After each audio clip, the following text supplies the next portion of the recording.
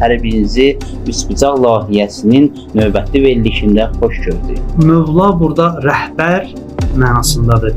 Peyğəmbər sallallahu İmam Əlini ümmətə rəhbər təyin eləməkdən ötürü bundan artıq nə iş görməli idi?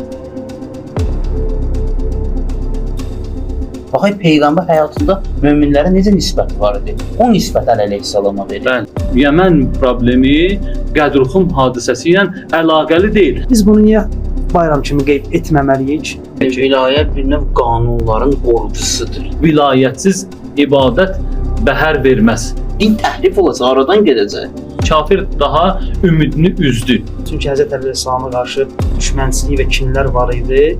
İnsanların şərrindən qoruyacaq. Bu insanlar kimləri? Niyə Əli əleyhissalamın imamətinə qarşı idilər? Nəfsi istək, rəhbəri insanlar təyin edə bilməz. Əli əleyhissalama qarşı kin var. Bəli, o da var idi. Demək olar hamıdan çox vəhdətə çağırış edən şiyələrdir. Qədir, bunda din kamil oldu. Necə yəni bu məsələni açmayaq? Qədir hadisəsi müsəlman cərgələrini birləşdirən amildir. Azərbaycan tarixində Qədruxum hadisəsinin, ümumiyyətlə Əli vilayətinin misilsiz təsiri var. İslam gəldiyi zamandan etibarən Şiəli də Azərbaycana gəlib və ayaq açıb. Şah İsmail bəy Sultan Səlimi meydana dəvət edir ki, təkbətək döyüşək. Bəzi sikkələr var, üzərində 12 imamın adı yazılır. Əliyyən Vəliyullah yazılır. Bir haqq varımız, üçüncü yol yoxdur. Bir də batıl varımız. Haqqı qəbul etməyən batıl da.